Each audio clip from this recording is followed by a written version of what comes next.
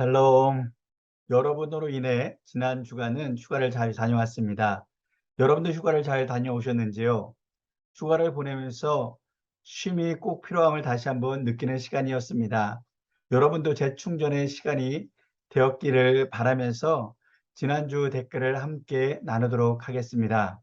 서머나 교회처럼 어떠한 고난이 닥쳐도 이겨낼 수 있는 믿음 주옵소서. 라는 돌아봄과 결단에 그런 댓글들이 참으로 많았습니다. 핍박과 고난 중에도 신앙을 끝까지 지킨 폴리갑을 생각하며 과연 나도 그런 상황이면 믿음을 지켰을까? 이렇게 편하게 신앙생활하고 있는 저의 모습이 부끄럽게 느껴집니다.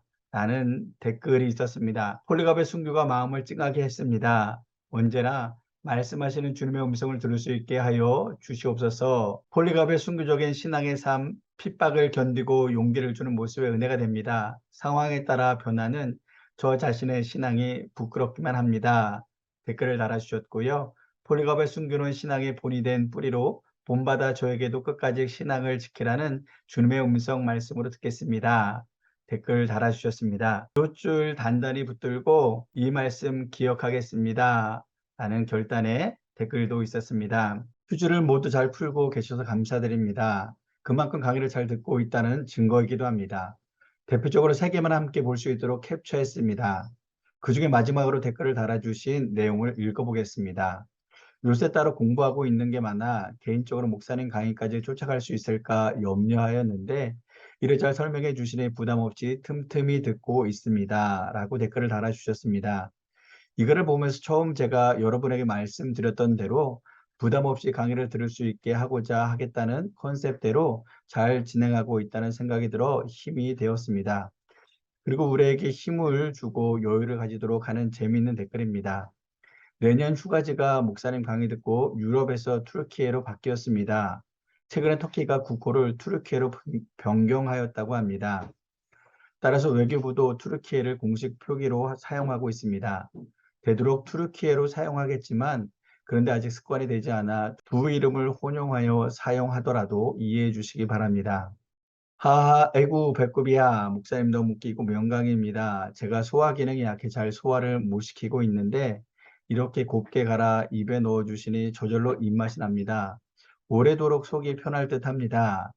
중의적인 뜻이 있는 것 같은데 아무튼 재미있게 읽었습니다. 댓글과 퀴즈로 함께 해주셔서 감사드립니다. 저에게 힘이 됩니다. 더위가 계속되고 있습니다. 그래서 이번 주 컨셉은 배경으로 변화를 주어봤습니다. 배경과 함께 더위를 날리는 시간이 되길 바랍니다. 이번 주 강의는 자세한 서머나 교회 이야기를 통하여 선진들의 믿음을 보면서 하나님께서 어떻게 일하셨는지를 만나는 시간이 될 것입니다. 그럼 5번째 시간 서머나 교회 강의를 시작하도록 하겠습니다.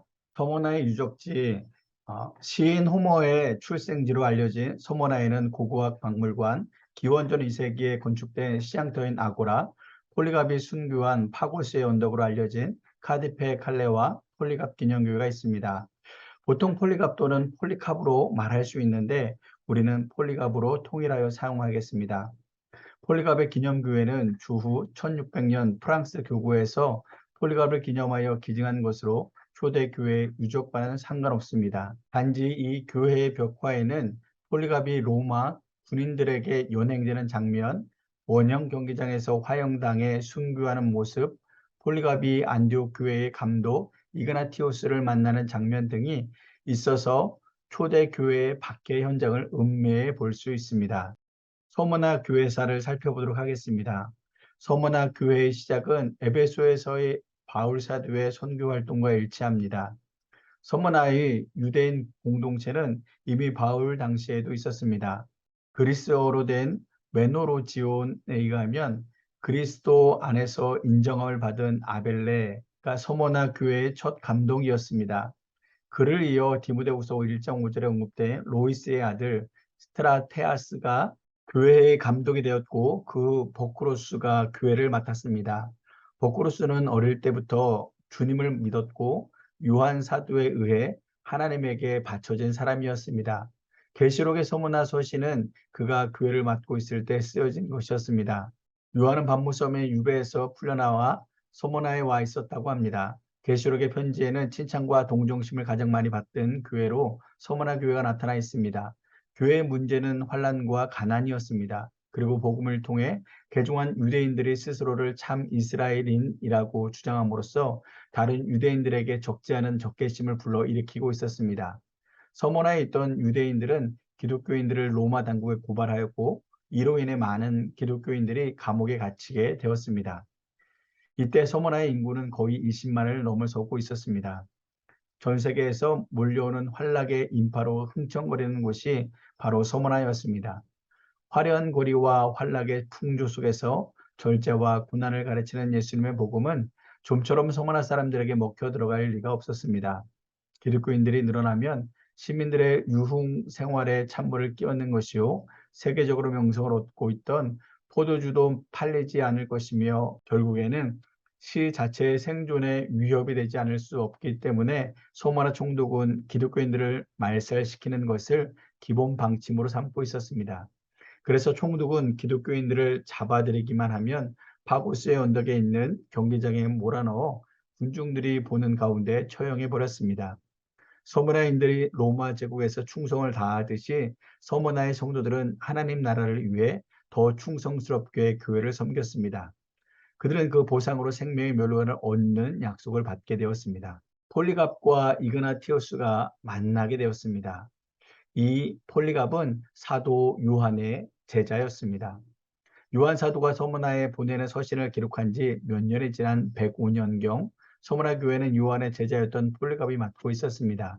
시리아 안디옥 교회의 제3대 감독이었던 이그나티우스가 콜로세움에서 맹수에 던져지기 위해 로마로 가던 중 서머나를 거쳐가게 되었습니다. 전승에 의하면 이그나티우스는 기원전 30년경에 태어난 자로 마태복음 18장 4절에 한 아이를 예수님이 안으시고 누구든지 이 어린아이와 같이 자기를 낮춘 이가 천국에서 큰 자니라고 말씀하셨던 그 아이였다고 합니다. 이그나티우스가 활동하던 당시 시리아 안디옥은 로마에서 세 번째로 큰 도시였습니다. 안디옥은 베드로와 바울 그리고 안디옥 성도들이 이곳의 유대인과 이방인들에게 복음을 전한 곳이었습니다. 예수를 메시아로 믿는 신자들을 가리켜 그리스도인이라고 부르기 시작한 곳이 이 안디옥이었고 그리스도인이란 말을 처음 사용한 사람이 바로 이그나티우스였습니다. 그가 10명의 로마 군인들에게 압송되어 소아시아를 가로질러 서머나에 이르렀을 때 그곳의 폴리갑 감독의 영접을 받았습니다. 인근 지역의 기독교 신자들은 그를 만나 볼 기회를 갖게 되었습니다. 그는 마그네시아 교회에서 온 감독과 두 장로를 만났으며 트랄레스 교회에서는 폴리비우스 감독에 찾아왔었습니다. 에베소 교회는 바울의 빌레몬 서신에서 나타난 오네시모 감독이 이끄는 사절단을 서머나에 보냈습니다. 이그나티우스는 서머나에서 에베소와 마그네시아, 드로아, 로마의 교인들에게 각각의 서신을 써서 보냈습니다. 그 로마로 가는 배가 오지 않자 로마 병정들은 이그나티우스를 이끌고 드로아로 갔습니다. 그곳에서 그는 세 편의 편지를 더 써서 하나는 서머나 교회에게 또 하나는 감독인 폴리갑에게 그리고 빌라델비아 교회에 보냈습니다. 서머나 교인들에게 보내는 편지에서 그는 서머나인들이야말로 예수 그리스도가 십자가에서 못 박힌 것 같이 불변한 믿음을 가진 자들이라고 격려했습니다. 그것은 7개의 편지는 당시의 박해와 역사적인 상황을 이해할 수 있는 중요한 자료를 제공해 주었습니다. 특히 이들 가운데 이 세기의 박해와 순교의 특성 및 상황을 가장 잘 나타내고 있는 것은 그가 서머나에서 쓴 로마 교회에 보내는 편지였습니다. 이그나티우스는 자신의 인생의 목적은 그리스도의 고난을 본받는 것이라고 하였습니다. 이러한 고난을 통해서만이 진정한 그리스도의 제자가 되는 것이라고 믿었습니다. 그는 편지에서 순교의 예찬과 그리스도 안에서 하나 되는 것을 강조하면서 이렇게 선언하였습니다. 나로 하여금 맹수의 밥이 되도록 상관 말고 놓아두라. 맹수들을 통해 내가 하나님께 나아갈 수 있으리라. 예수 그리스도의 몸이신 하나님의 떡을 맛보기를 원한다. 또한 영원히 목마르지 않게 하는 그의 보혈을 마시기를 원한다. 나는 고난당할 때 예수 그리스도 안에서 자유로울 것이며 언젠가 자유롭게 그와 함께 다시 부활할 것이다. 나는 그리스도의 순수한 떡으로 받쳐질 수 있도록 짐승들의 이빨에 찢겨야 할 하나님의 미랄이다. 그때서야 비로소 나는 그리스도의 제자가 되는 것이다. 이그나티우스에게 순교는 진정한 제자, 진정한 그리스도인이 되는 유일한 길이었습니다. 결국 그는 로마로 이송되어 4만 5천여 명의 관중이 가득 찬 원형 경기장에서 순교하였습니다. 이그나티우스가 서문화에 와서 폴리갑을 만난 일과 후에 폴리갑에게 보내진 그의 편지와 순교는 폴리갑에게 적지 않은 믿음의 도전과 용기를 심어주었습니다. 형장의 이슬로 사라질 그날이 멀지 않았음에도 불구하고 조연하고 담담했던 이그나티우스의 신앙은 언젠가 폴리갑 자신도 저렇게 순교할지도 모른다는 생각을 갖게 해 주었습니다. 폴리갑은 본래 안디옥 출신이었습니다. 구절에 의하면 서머나의 어느 과부가 안디옥에서 폴리갑을 노예로 샀는데 그가 너무 똑똑해서 그녀가 죽게 될 즈음에 폴리갑을 자유인으로 만들어 주었다고 합니다. 사도 요한의 가르침을 직접 받았던 폴리갑은 기독교의 이단자 말시온이 당신은 우리를 인정하시오 라는 말을 하자 우리는 인정합니다. 당신이 사탄의 맏아들이라는 것을 이라고 그의 면전에서 이야기할 정도로 직설적인 사람이었습니다. 요한 사도로부터 서문학 교회 감독으로 임명된 폴리갑은 사도로부터 배운 교훈을 교회에 올바로 전해준 사람이며 참되고 유익한 교리를 잘 정리해서 제자들을 가르치며 주님을 충성스럽게 섬겨온 인물이었습니다. 그는 이단 종파자인 말시온이나 영지주의자, 발렌티오스, 추종자들 중 많은 사람들을 하나님께 돌아오게 하였습니다. 명상록의 저자이며 스토아 철학의 마지막 대명자였던 황제 마르쿠스 아우렐리우스는 처음에는 기독교에 대해 우호적인 경향을 나타내 보였으나 아첨자들의 영향을 받아서 기독교인들을 박해하기에 이르렀습니다. 그의 박해는 참혹했습니다. 기독교인들은 채찍에 맞아 온몸이 찢기웠고 속살이 드러나고 창자까지 밖으로 터져 나왔습니다.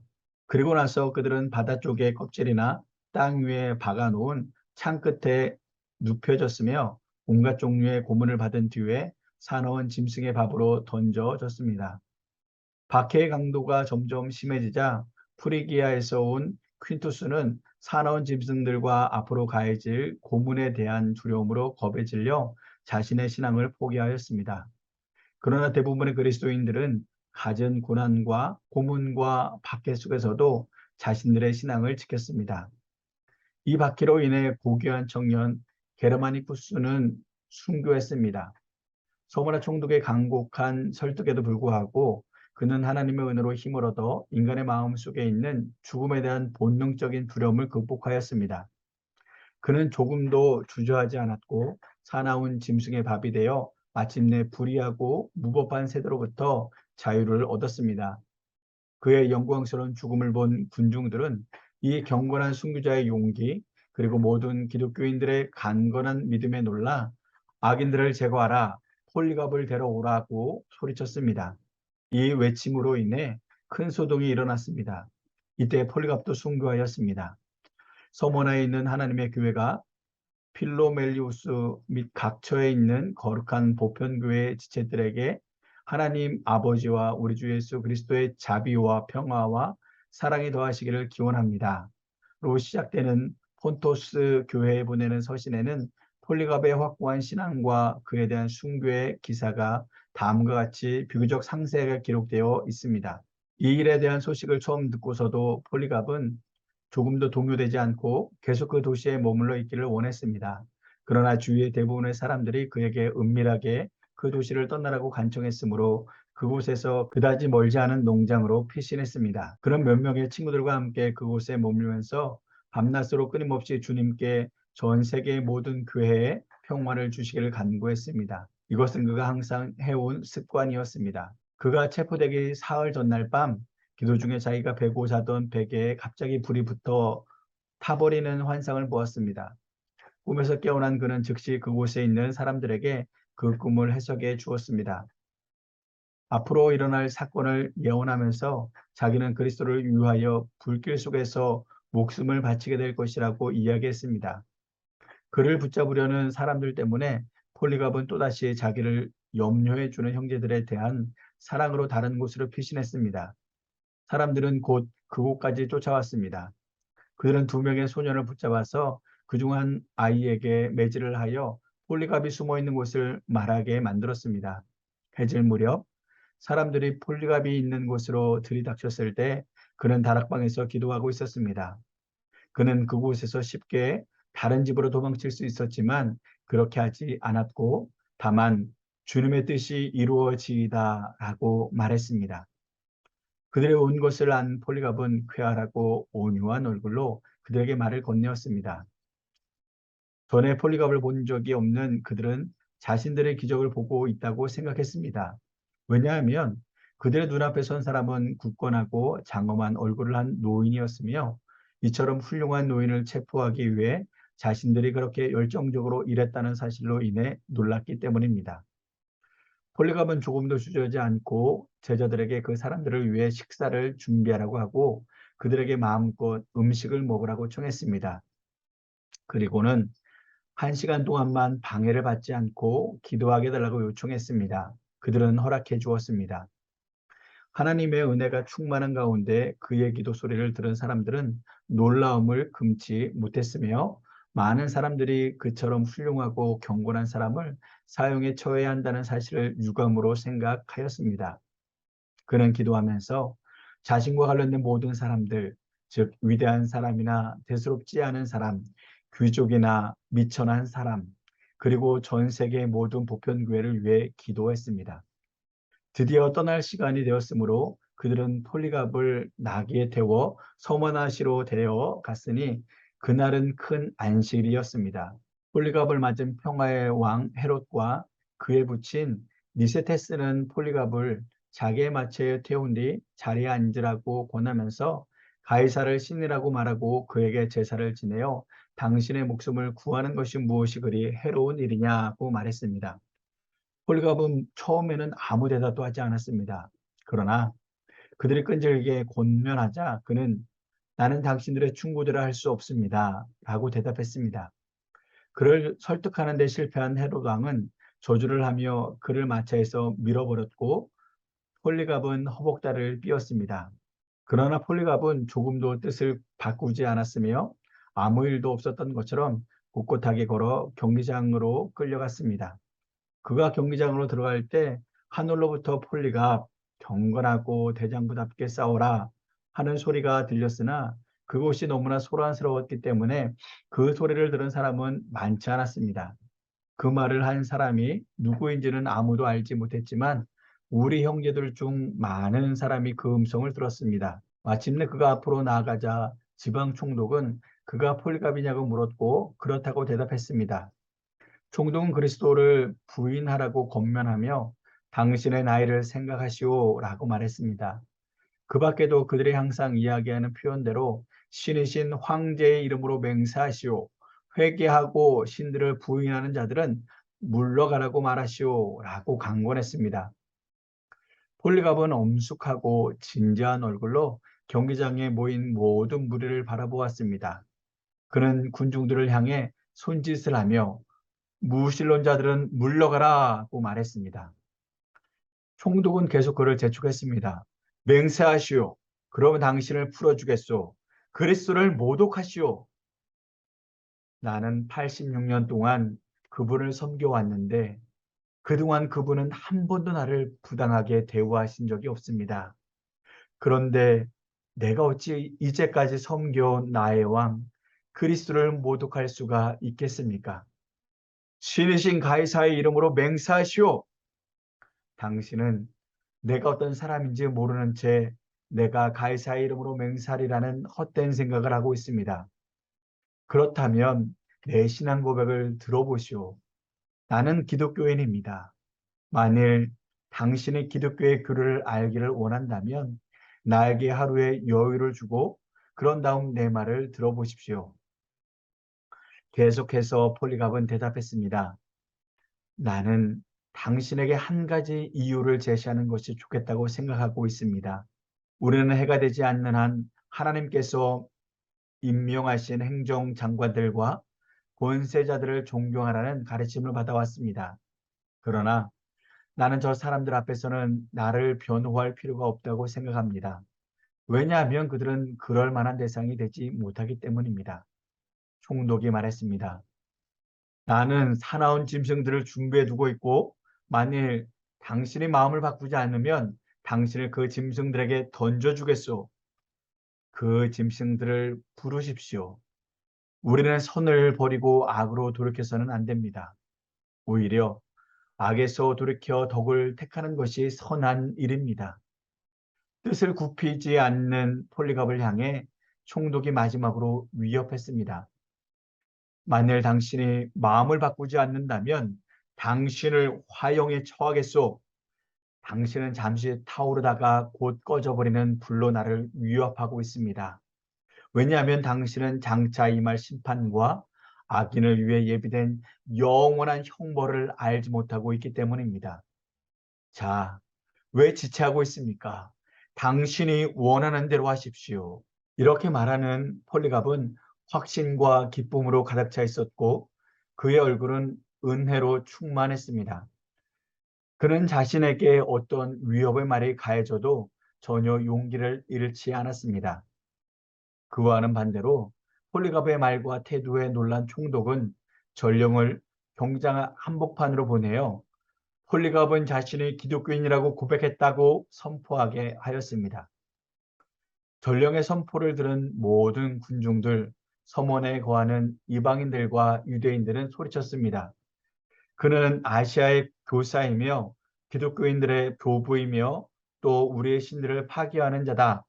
그를 사람들에게 제사를 드리지 말고 예배하지 말라고 가르쳤다. 그러면서 아시아 의회원 빌립에게 사제를 풀어놓아 폴리갑을 죽이라고 요청했습니다. 그러나 빌립은 이미 원형 경기장에서 검투 경기를 마쳤으므로 자기에게는 그럴 권리가 없다고 말했습니다. 그러자 사람들은 폴리갑을 산채로 태워 죽이라고 소리쳤습니다. 폴리갑이 기도 중에 자기의 베개가 타는 환상을 보고 친구들에게 나는 불에 타 죽게 될 것이다 라고 예언했던 그대로 이루어지는 것 같았습니다. 그들은 서둘러서 이 일을 실천에 옮겼습니다. 군중들은 상점이나 목욕탕으로 가서 장작과 밀집을 모아왔습니다. 특히 유대인들은 이 목적을 위해 마음껏 봉사했습니다. 장작단이 마련된 뒤 폴리갑은 옷을 벗고 신을 벗으려 했습니다. 그는 늙기 전에도 모범적인 생활로 인해 큰 존경을 받았습니다.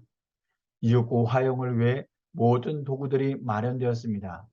그들은 폴리갑을 큰 못으로 말뚝에 고정시키려 했습니다. 그러나 그는 나를 이대로 두시오. 나에게 화형을 견디어낼 힘을 주실 분은 당신들이 못을 박지 않아도 장작더미 위에서 움직이지 않고 견딜 능력도 주실 것입니다. 라고 말했습니다. 그들은 못을 박지 않고 그냥 말뚝에 묶었습니다.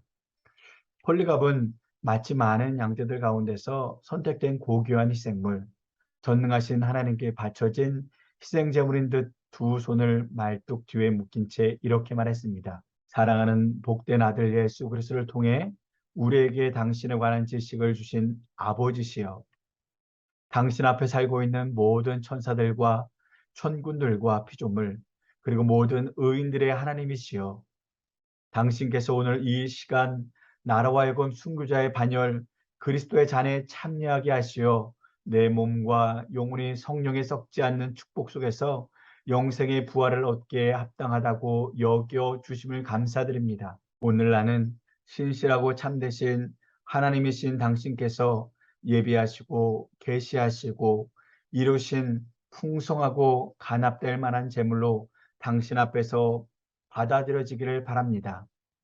나는 이 모든 일을 인하여 당신의 사랑하는 독생자, 영원한 대제장을 통하여 당신을 찬양하고 감사드리며 영광을 돌리나이다. 성부와 성자와 성령께 이제부터 영원히 영광이 있을지어다. 아멘. 그가 아멘으로 기도를 마친 뒤 집행인들은 불을 붙였습니다. 불길이 크게 솟아올랐을 때 우리는 기적을 보았습니다. 우리 중에 그것을 보는 특권을 누렸던 사람들은 그 사실을 사람들에게 전파하였습니다. 불꽃은 마치 바람을 맞은 돌처럼 아치의 형태를 이루어 순교자의 육체를 담처럼 에워쌌습니다. 그 한가운데 선 폴리갑의 몸은 전혀 불타는 육체 같지 않았습니다. 그는 마치 윤광로에서 정련되는 금이나 은과 같았습니다. 우리는 또 귀한 방향제에서 풍기는 듯한 향기를 느꼈습니다. 마침내 그의 육신이 불로 타지 않은 것을 본 악한 박해자들은 집행인에게 그를 칼로 찌르라고 명령했습니다. 칼로 그의 몸을 찌르자 피가 솟구쳐 불이 꺼져 버렸습니다. 군중들은 택한 자의 죽음을 보며 무척 놀랐습니다. 홀갑에 앞서 이미 12명의 빌라델피아 교인들이 순교했었습니다. 다른 도시에서는 저스틴이 순교했습니다. 홀리갑의 순교는 많은 사람들에게 울림과 믿음의 도전을 주었습니다. 깜짝 퀴즈입니다. 나는 86년 동안 그분을 섬겨왔는데 그동안 그분은 한 번도 나를 부당하게 대우하신 적이 없습니다. 근데 내가 어찌 이제까지 섬겨온 나의 왕 그리스도를 모독할 수 있겠습니까? 라고 믿음의 고백을 한 사람은 누구일까요? 두 번째 퀴즈입니다. 서머나 교인들에게 보내는 편지에서 그는 서머나인들이야말로 예수 그리스도가 십자가에서 못 박힌 것 같이 불변한 믿음을 가진 자들이라고 격려한 사람은 누구일까요? 무더위가 아직도 우리 곁에 있습니다. 얼음 동굴을 기억하시면서 더위를 식히는 데 도움이 되기를 바라면서 다섯 번째 강의를 마치도록 하겠습니다. 5강까지 함께 해주셔서 감사합니다. 수고하셨습니다.